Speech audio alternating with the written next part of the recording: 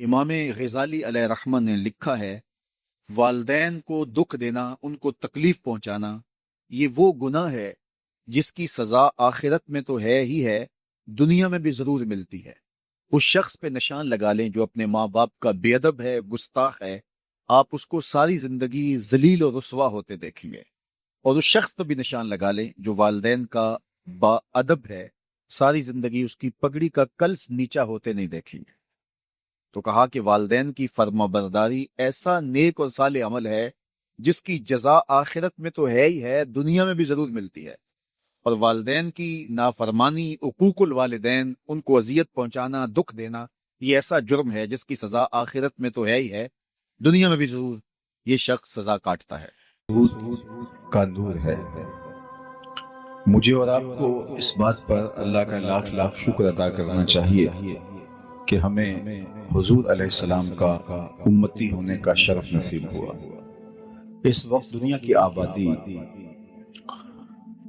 8ویں ارب میں داخل ہو چکی ہے اور تقریباً 500 سے زیادہ الہامی اور غیر الہامی مذاہب دنیا کے اوپر پائے جا رہے ہیں۔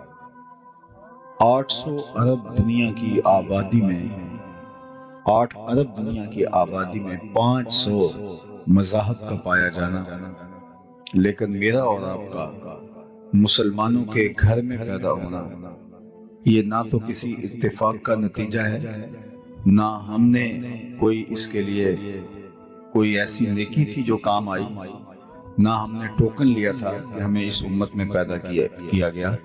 یہ محض اللہ کا فضل ہے کہ اس نے ہمیں حضور کا غلام بنایا۔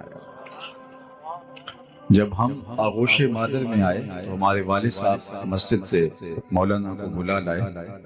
جب ہم ماں کی بولی بھی نہیں سمجھتے تھے، جب مادری زبان سے بھی آگاہ نہیں تھے، حرف و صوت کے مفہوم کو بھی نہیں جانتے تھے، تو مؤذن نے آ کر ہمارے کان میں اذان دی، گویا اس بات کی مبارکبادی تھی کہ مبارک ہو تو حضور کا غلام بن کے آیا ہے۔ شاہوں سے ملا ہے نہ تونگر سے ملا ہے، اللہ کا عرفان اسی در سے ملا ہے۔ اوروں کو ملا ہے تو مقدر سے ملا ہے، مجھ کو تو مقدر بھی تیرے در سے ملا ہے۔ میری خوش قسمتی میں تیرا امتی، یہ میرے بخت ہیں کہ میں حضور کا غلام ٹھہرا، آپ کے بخت ہیں کہ ہم حضور کے غلام ٹھہرے۔ تو جب اتنی بڑی نعمت غیر مترقبہ مجھے اور آپ کو میسر آئی اور اس کا ہم شکریہ ادا کرنے بیٹھیں تو ساری زندگی بھی حق شکر ادا نہیں ہو پائے گا، اس لیے کہ یہ ہماری کوششوں کا نتیجہ نہیں ہے، کسی عمل کا صلہ نہیں ہے اور کسی اتفاق اور حادثے کا سبب بھی نہیں ہے، یہ محض اس کی کرم نوازی ہے کہ اس نے ہمیں آقا کریم علیہ السلام کا غلام بنایا اور ایسے ماحول میں پیدا کیا جہاں ہماری مائیں ہمیں حضور کے پیار کی لوریاں دیتی تھی، ہمارا باپ ہمیں حضور کی محبت کے ترانے سناتا تھا، ہماری بہنیں ہمیں حضور کی محبت سکھاتی تھی۔ اسی ماحول میں ہم پروان چڑھے، تو اس پر ہم اس کا شکر بھی بجا لاتے ہیں، اور شکر کی بہترین صورت یہ ہے کہ ہم آقا کریم علیہ السلام کی اطاعت اور فرما برداری بجا لائیں۔ جس مقصد کو لے کر وہ مبعوث ہوئے، اس مقصد کی تکمیل کے لیے، اس مقصد کے فروغ کے لیے، اس مقصد کے لیے ہم اپنے آپ کو لگا دیں اور اپنی تمام تر صلاحیتیں اس کام میں صرف کر دیں کہ اسلام کا غلبہ ہو اور دین کا بول بالا ہو، نفاذ شریعت ہو اور اسلام کا پرچم پوری دنیا کے اوپر لہرا جائے۔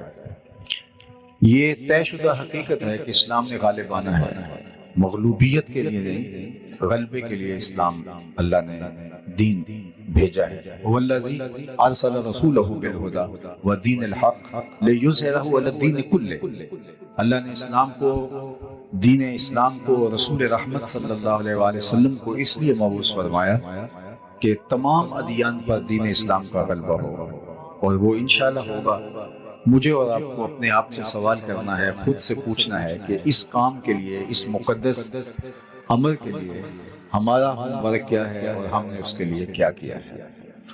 کیا اسلام کے غلبے کے لیے ہماری کوشش صرف ایک جلسہ ہے، ایک جلسے کی سماعت ہے، ایک جلوس نکال لینا ہے، جھنڈیاں لگا لینا ہے، چراغاں کر لینا ہے، مسلمانوں کے گھر میں پیدا ہو جانا ہے، مسلمانوں والا نام رکھ لینا ہے، یا اس کے لیے ہم نے کچھ اور بھی کر رکھا ہے؟ اگر کیا ہے تو بہت مبارک، اور اگر نہیں کیا تو آج کی مجلس میں ہمیں سوچنا ہوگا کہ اللہ نے اسلام کو تمام دینوں پر غالب کرنے کے لیے بھیجا ہے، اور رسول اللہ صلی اللہ علیہ وسلم تمام ادیان پر اس دین کو غالب کرنے کے لیے مبعوث ہوئے، اور یہ اللہ کا سچا وعدہ ہے، یہ پورا بھی ہو کے رہے گا۔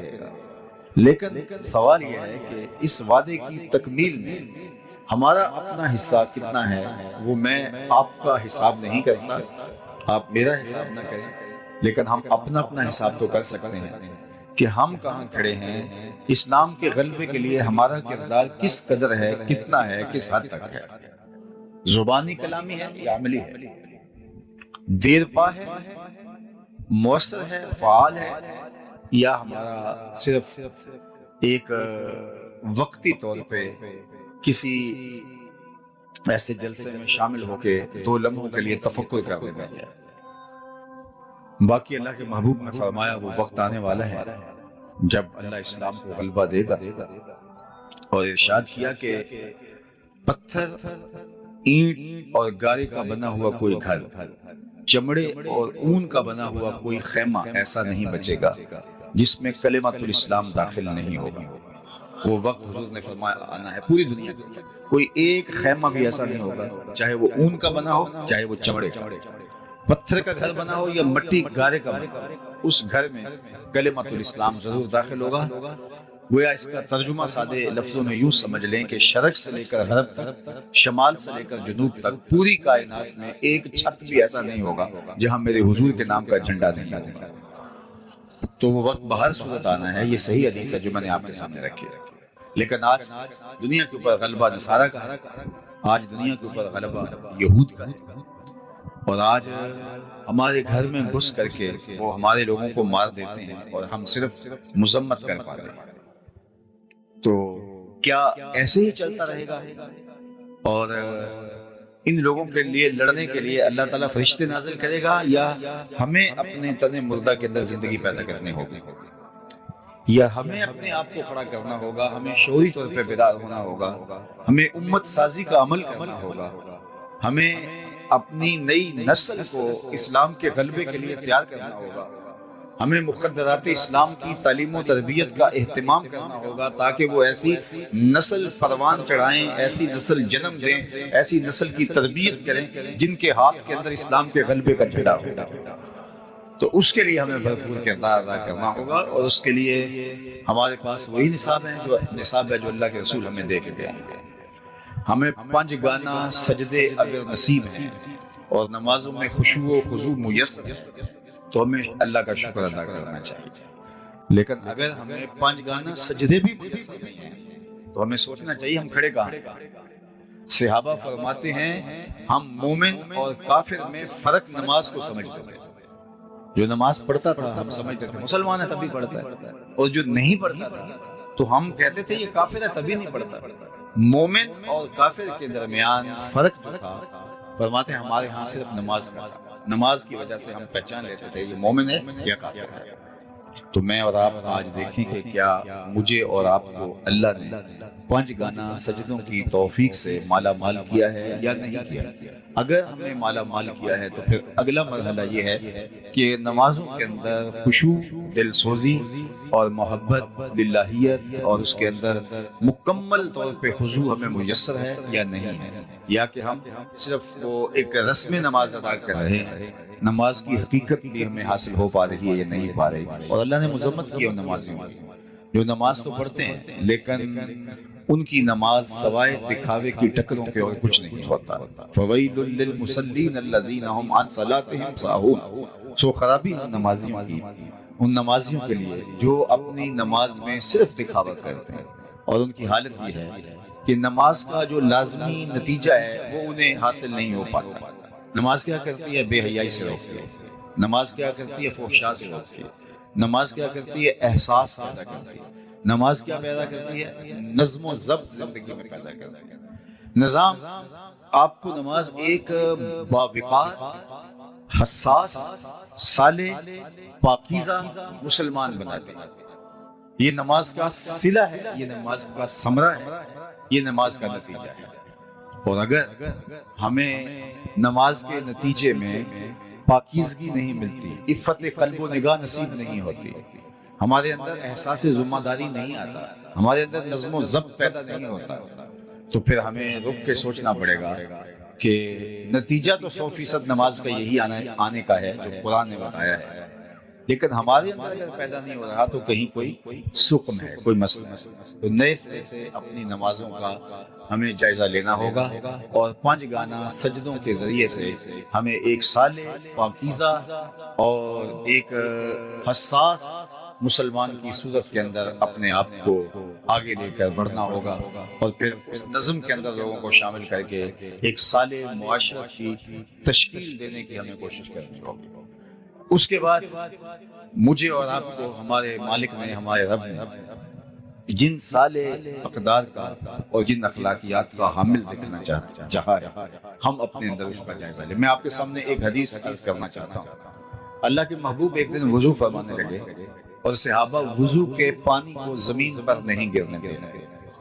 کائنات میں کوئی ایسا عاشق نہیں دیکھا ہوگا جیسے عاشق صحابہ ہیں۔ حافظ شیرازی نے اپنے محبوب سے کہا تھا کہ جیسا عاشق میں ہوں ایسا زمانے میں کوئی نہیں، اور پھر کہا اس لیے کہ تیرے جیسا سونا بھی تو کوئی نہیں۔ کیونکہ عشق کے اندر جو گرمی آتی ہے، عشق کے اندر جو حرارت آتی ہے، وہ حسن کی فراوانی سے آتی ہے۔ حسن جتنا زیادہ ہوگا، عشق میں توانائی، طاقت، زور بھی اتنا ہی۔ تو کائنات کے اندر اگر صحابہ جیسے کوئی عاشق زمانے نے نہیں دیکھے تو حضور جیسا کوئی سونا بھی تو نہیں۔ اللہ نے وہ حسن دیا، لکھاں آئے لوگ زمانے تے، محبوب خدا جیا کوئی نہیں، لکھاں سونے بن بیندے نے، اودی خاکے پا جیا کوئی نہیں۔ وہ حسن دیا، وہ جمال دیا، قل قمر لیلۃ البدر لم ارا قبلہ ولا بعدہ مثلہ۔ اللہ اکبر۔ حضرت ابو ہریرہ رضی اللہ تعالیٰ عنہ فرماتے ہیں کیا پوچھتے ہو، 14ویں رات کا چمکتا ہوا چاند تھے میرے حضور۔ پھر کہا نہیں حضور جیسا نہ پہلے دیکھا نہ بعد میں دیکھا۔ اور حضرت احسان بن ثابت بولے دیکھتے کیسے، کسی ماں نے جنم دیا ہوتا تو دیکھتے۔ خدا نے سچائی پن چھڑیا جدے وچ محمد نو ٹالیا سی، حسینہ جمیلہ دا منہ موڑ دیتا، محمد بنا کے قلم توڑ دیتا۔ ایسا پیکر تراشا، ایسی صورت بنائی اپنے محبوب کی۔ تو حضور جیسا زمانے میں سونا کوئی نہیں، تو پھر حضور کے صحابہ جیسا عاشق بھی زمانے میں کوئی نہیں۔ چونکہ حسن فراواں ہے تو پھر عشق بھی فراواں ہے۔ تو وہ حضور کے ادب کی جو رعایت کرتے تھے وہ بھی مثالی ہے۔ حضور کے وضو کے پانی کو زمین پر نہیں گرنے دیتے، وہ کسی کے ہاتھوں پہ آتا ہے وہ اپنے چہرے پہ مل جائے، اور جسے وہ پانی میسر نہیں آتا وہ کسی کے گیلے ہاتھوں سے ہاتھ رگڑ کے اپنے چہرے پہ مل لیتا ہے۔ جنہ اکھیاں دل پر ڈٹھا وہ اکھیاں ہی تک لیاں، تو ملیوں تا ساجن ملیا ہن آساں ہی لگ رہی۔ بلکہ ایک دن حضور نے پچنے لگوائے تو ایک لگن میں خون جمع ہو گیا، تو آقا کریم نے ایک صحابی سے کہا اس کو لے جاؤ اور ایسی جگہ اس کو بہا دو، ٹھکانے لگا دو جہاں کسی کے قدم نہ پہنچے۔ وہ گئے اور ایک پتھر کی اوٹ میں بیٹھ کے نوش جان کر لیا۔ واپس آئے تو حضور نے فرمایا ٹھکانے لگا آئے ہو؟ جی حضور، ایسی جگہ پہ جہاں کسی کے قدم نہیں پہنچ سکتے۔ تو حضور مسکرائے اور فرمایا لعلک شربت، شاید تم نے پی لیا ہے۔ قال نعم، جی حضور، میں نے کہا کہ حضور کا خون اپنے خون میں شامل کر لو، اس سے بڑی سعادت کیا ہو سکتی ہے۔ تو آقا کریم نے فرمایا یا غلام قد حررت نفسک من النار، اے بیٹے تو نے اپنے آپ کو آتش دوزخ سے بچا لیا ہے کہ تیرے خون میں میرا خون شامل ہو گیا ہے۔ تو یہ صحابہ کی محبت، حضور لعاب پھینکے تو وہ کسی کے ہاتھوں پہ آتا ہے، پھر وہ چہرے پہ ملتے ہیں۔ دنیا میں آپ نے یہ محبت کا انداز، لوگ داستانیں پیار کی سنی ہیں لیکن کسی محب نے اپنے محبوب کے لیے ایسا تو نہیں کیا، لیکن یہاں یہ مظاہر محبت کے دیکھنے کو ملتے ہیں۔ تو اب حضور وضو کرتے ہیں تو وہ پانی اپنے چہروں پہ مل لیتے ہیں۔ اللہ اکبر۔ اور جن کو میسر نہیں آتا وہ گیلے ہاتھوں سے ہاتھ رگڑ کے اپنے چہروں پہ مل لیتے ہیں۔ تو آقا کریم نے جب یہ دیکھا تو فرمایا ما یحملکم علی ھذا، تمہیں اس بات پر کس نے ابھارا کہ میرے وضو کے پانی کو زمین پر نہیں گرنے دے رہے؟ میں نے تو تمہیں اس کا حکم نہیں دیا۔ اللہ اکبر۔ ساری باتیں حکم سے نہیں کی جاتی، کچھ کاموں کے کرنے کا تقاضا محبت بھی ہوتی ہے۔ محبت محبوب کو راضی کرنے کے ڈھب خود ہی سیکھ لیتی ہے۔ خود ہی محبوب کی چوکھٹ پر پہنچنے کے راستے تلاش کرتی ہے۔ تو کہا کہ میں نے یہ حکم نہیں دیا کہ تم میرے وضو کے پانی کو زمین پر نہ گرنے دو، ہاتھوں پہ اٹھا لو، چہروں پہ ملو، اپنے بدن سے مس کرو، لیکن تم میرے وضو کے پانی کو زمین پر نہیں گرنے دیتے، اس بات پر تمہیں کس چیز نے ابھارا؟ تو انہوں نے جو جواب دیا وہ سنیے۔ انہوں نے کہا حب اللہ و رسولہ، اللہ اس کے رسول کی محبت میں۔ محبت کا تقاضا یہ ہے کہ ہم آپ کے وضو کے پانی کو زمین پر نہیں گرنے دے رہے، یہ ہمارا پیار گوارا نہیں کرتا۔ جو پانی آپ کے بدن سے چھو جائے وہ ہمارے لیے آب کوثر ہے، وہ ہمارے لیے مائے معین ہے، سلسبیل ہے، تو اس پانی کو ہم اپنے چہروں پہ ملیں گے اور سعادت مندی سمجھیں۔ آقا کریم نے ان کے اس عمل پر کوئی روک نہیں لگائی، ان کی مذمت نہیں کی، ان کو منع نہیں کیا۔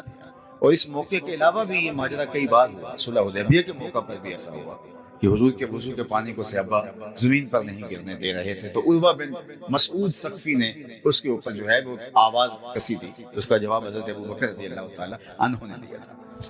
تو اب یہ وضو کے پانی کو زمین پر نہیں گرنے دے رہے، پوچھا ما یحملکم علی ھذا؟ کہ حب اللہ و رسولہ، اللہ اس کے رسول کی محبت کی وجہ سے۔ تو حضور نے فرمایا اگر تم یہ چاہتے ہو کہ اللہ اس کے رسول سے محبت کرو اور اللہ اور اس کا رسول تم سے بھی محبت کرو، تو پھر تمہیں تین کام کرنے چاہیے۔ یعنی تمہارا یہ عمل اپنی جگہ پہ درست ہے کہ تم میرے وضو کے پانی کو زمین پر نہیں گرنے دے رہے، اس کی نفی نہیں کی، لیکن کہیں اس عمل پر ہی فوکس کرنے بعد میں آنے والے اور باقی دین ان کی نظروں سے کہیں اوجھل نہ ہو جائے۔ نبی کا منصب ہے کہ وہ دور اندیشی کے ساتھ معاملات کو دیکھتا ہے، اور اللہ نے اس کو جو نگاہ بینا عطا کر رکھی ہوتی ہے اس سے وہ معاملات کو لوگوں کی تعلیم کے لیے بڑی کشادگی کے ساتھ کھول کے لوگوں کے سامنے رکھتا ہے۔ تو آقا کریم نے فرمایا اگر تم چاہو کہ اللہ اس کے رسول سے محبت کرو اور اللہ اس کا رسول بھی تم سے وہ محبت فرمائے، تو تمہیں تین کام کرنے چاہیے۔ سب سے پہلے جب بولو سچ بولو، زندگی بھر کبھی جھوٹ نہیں بولنا۔ دوسری بات فرمائی جب تمہارے پاس امانت رکھی جائے اس میں خیانت نہ کرنا۔ اور تیسری بات فرمائی کہ جب کوئی تمہاری ہمسائیگی میں آ بسے تو حق مجاورت ادا کرنا، ہمسائیگی کا حق ادا کرنا، ہمسائے کا خیال رکھنا۔ تمہارا یہ عمل مبارک ہے، لیکن یہ تین عمل تم سے زندگی بھر چھوٹنے نہ پائے۔ جب بھی بولو سچ بولو، تو مسلمان تو سچ بولتا ہے، چونکہ ہمارے آقا و مولا کو کافر بھی صادق و امین کہتے تھے، تو ہم جھوٹ کیسے بول سکتے ہیں؟ جب ہمارے آقا و مولا کو دشمن بھی، جان کے دشمن بھی صادق و امین کہتے تھے، اور جس دن حضور کو معاذ اللہ شہید کرنے کے ارادے سے حضور کے گھر کا محاصرہ کافروں نے کیا ہوا تھا، اس دن بھی ان کی امانتیں حضور کے گھر میں پڑی تھی، اور ان کا یہ عمل کہ حضور کو معاذ اللہ شہید کرنے کے لیے درپے ہے، اور آقا کریم حضرت علی المرتضیٰ رضی اللہ تعالیٰ عنہ کو اپنے بستر پہ لٹاتے ہیں اور فرماتے ہیں کہ تم لیٹ جاؤ، صبح اٹھنا، ان کی امانتیں دے کے تم بھی مدینے چلے آنا۔ یعنی ان حالات کے اندر بھی ان کی امانتیں ضائع نہیں ہو پا رہی، اور انہیں بھی یقین ہے کہ ہماری امانتیں ضائع نہیں ہوئی، ورنہ سب سے پہلے اپنی امانتیں حضور سے لیتے، پھر اس کے بعد اگلی کارروائی کرتے، لیکن انہیں یقین تھا کہ ہماری امانتیں ضائع نہیں ہو سکتی، اس لیے کہ یہ صادق اور امین نبی کی چوکھٹ پہ پڑی ہوئی ہے۔ تو ہمارا دین ہمیں سچ بولنا سکھاتا ہے۔ عالی مرتبت سامعین، اللہ کے محبوب علیہ السلام سے پوچھا گیا کہ مومن بزدل ہو سکتا ہے؟ تو آقا کریم نے فرمایا نہیں، بہادر ہوتا ہے، مسلمان بہادر ہوتا ہے، لیکن ہو سکتا ہے کبھی وہ بزدلی بھی کر جائے، بشر ہی تو ہے، کوئی کمزور لمحہ زندگی میں آ ہی جاتا ہے۔ پھر پوچھا گیا کہ مومن بخیل ہو سکتا ہے؟ کہا نہیں، سخی ہوتا ہے، لیکن ہو سکتا ہے کبھی بخل بھی کری جائے، کبھی زندگی کے اندر ایسا مرحلہ بھی درپیش ہوتا ہے کہ سخی آدمی سے بھی کبھی ہاتھ دبا لیتا ہے۔ تیسرا سوال حضور سے کیا گیا، مومن جھوٹا ہو سکتا ہے؟ فرمایا جھوٹا نہیں ہو سکتا، یہ طے ہے کہ مومن ہو جھوٹا ہو یہ نہیں ہو سکتا۔ مجھے اور آپ کو اس آئینے میں اپنی شکل دیکھنی چاہیے۔ ہم سب دعویٰ تو یہ کرتے ہیں کہ ہم بہت اچھے مسلمان ہیں، ہمارے جیسا مسلمان کوئی ہے ہی نہیں، لیکن اس آئینے کے اندر اپنی ایک دفعہ مجھے اور آپ کو تصویر ضرور دیکھنی چاہیے۔ ہماری زندگی سچائی سے جڑی ہے یا جھوٹ اور مکر و فریب سے جڑی ہے؟ تو مومن جھوٹا نہیں ہوتا، مومن سچ کا عادی ہوتا ہے اور سچائی کے ساتھ جڑا ہوا ہے، اور سچ بولنے والا ایک مطمئن زندگی گزارتا ہے۔ جھوٹ بول کے آپ کسی کو دھوکہ دینے میں کامیاب بھی ہو جائیں اور اس سے جو مقصد حاصل کرنا چاہے وہ کر بھی لے، پھر بھی اطمینان قلب حاصل نہیں ہوگا۔ سچ بول کے آپ نقصان بھی اٹھا لیں، پھر بھی آپ کو طمانینت قلب بھی نصیب ہوگی۔ الصدق طمانینہ والکذب ریبہ، سچ طمانینت قلب کا سبب ہے، اور جھوٹ جو ہے وہ ایک بے چینی ہے، اضطراب ہے، انسان کی ٹینشن ختم نہیں ہوتی۔ جھوٹا آدمی کروڑوں میں کھیلتا ہو، ہر طرح کی آسودگیاں میسر ہوں، کاروبار بھی اچھا ہو، معاشرے کے اندر بھی اچھی پہچان ہو، لیکن اس کے اندر کی بے چینی، اضطراب ختم نہیں ہوتا۔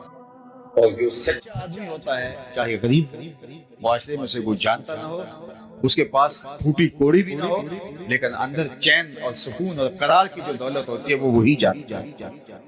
تو اس لیے ہمارے دین نے ہمیں سچ بولنے کی تلقین فرمائی۔ اور یہ سنو، جو شخص جھوٹ بولتا ہے اس کے منہ سے ایک خاص قسم کی سمیل نکلتی ہے، بدبو نکلتی ہے، جو عام آدمی تو نہیں سونگھ پاتے، لیکن اللہ کے نورانی فرشتے جو ہمارے گھروں میں ہمارے حصے کی رحمتیں دینے آتے ہیں، اللہ نے ان کو بہت حساسیت عطا کر رکھی ہے۔ وہ بدبو کی وجہ سے حدیث پاک میں آتا ہے 1 میل پیچھے ہٹ جاتے ہیں۔ ہمارے حصے کی جو رحمت دینے آئے تھے، رحمت کا پارسل اٹھائے ہوئے ڈلیوری دینے آئے تھے ہمارے گھر میں رحمت کی، تو وہ بدبو کی وجہ سے، جو جھوٹ کی وجہ سے پھیلتا ہے، اس کی عفونت کی وجہ سے وہ 1 میل پیچھے ہٹ جاتا ہے۔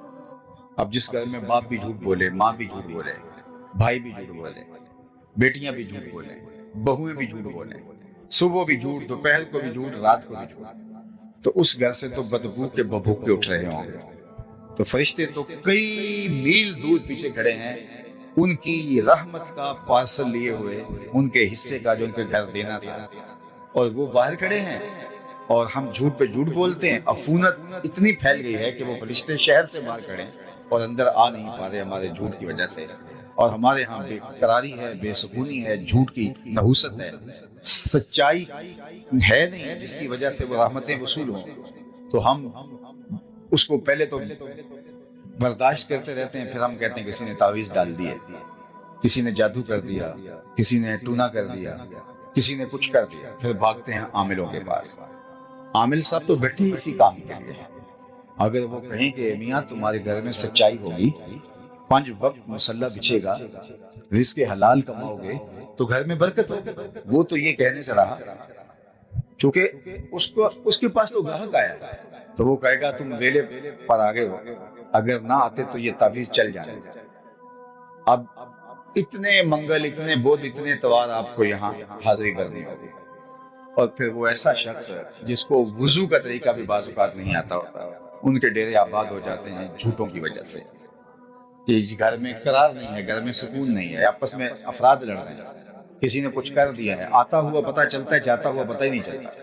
تو میاں وہ نحوست ہے جھوٹ کی، وہ بے برکتی ہے جھوٹ کی، اس کی وجہ سے تمہارا گھر جو ہے وہ زحمتوں کا مرکز بنا ہوا ہے۔ اس لیے کہ فرشتے رحمتیں لیے شہر سے باہر کھڑے ہیں، ان کو راستہ دیجئے تاکہ وہ رحمتیں لے کے آئیں اور تمہارے گھر کے اندر خوشیاں، خوشحالیاں، سرشاریاں، برکتیں اور رحمتیں نازل ہوں۔ تو جھوٹ کی وجہ سے ہمارا پورا معاشرہ ڈسٹرب ہو گیا، اور نیچے سے لے کر اوپر تک، درجہ چہارم کے ملازم سے لے کر کے 22ویں گریڈ کے آفیسر تک، ایک عام شہری سے لے کر کے آیان سلطنت تک، سب جھوٹ بول رہے ہیں، اور جھوٹ سے ہی کائنات کو چلانے کی کوشش کر رہے ہیں، اور دنستے چلے جاتے ہیں مصیبتوں میں، مشقتوں میں، بے چینیوں میں، اضطراب میں۔ اور ہمارا تاجر بولتا ہے جناب اگر جھوٹ نہ بولیں تو سودا نہیں بکتا۔ تو میں کہتا ہوں جاپان والے پوری دنیا میں بیچ رہے ہیں اور لوگ ہاتھوں ہاتھ لیتے ہیں، تو اگر جھوٹ سے سودا جو ہے بغیر بکتا نہ ہو، وہ تو جھوٹ سے آشنا ہی نہیں ہے۔ جاپان دنیا کے اوپر اسی معمولہ ہستی پہ بسنے والی ایک قوم ہے، جن کی ماں نے، جن کے باپ نے، جن کے بڑوں نے اپنی اولاد کو جھوٹ سے آشنا ہی نہیں ہونے دی، انہیں پتہ ہی نہیں جھوٹ بھی کچھ ہوتا ہے، اور دنیا کے اوپر ان کا اعتبار قائم ہے۔ اور ہم جھوٹ کیسے بول سکتے ہیں؟ ان کا تو کوئی دین نہیں ہے، یا دین ہے بھی تو ان کی تعلیمات کس طرح کی ہوں گی؟ ہمارے تو دین نے ہمیں بتایا کہ تم سچ بولو گے، اور ہمارے نبی کو دنیا صادق اور امین کہتی تھی، تو ہم کس طرح جھوٹ بول سکتے ہیں؟ تو سب سے پہلی بات جو ہم نے میلاد کی مجلس سے سیکھنی ہے نماز کے بعد وہ یہ ہے کہ ہمیں زندگی بھر سچ بولنا ہوگا اور کبھی بھی جھوٹ کے قریب نہیں جانا ہوگا۔ دوسری بات ارشاد فرمائی کہ اے صحابہ تم کبھی بھی امانت میں خیانت نہیں کرو گے۔ اگر تم چاہتے ہو کہ اللہ اس کے رسول سے محبت کرو اور اللہ اس کا رسول تم سے محبت کرو تو کبھی بھی تم امانت میں خیانت نہیں کرو۔ اللہ اکبر۔ اب ذرا دیکھیے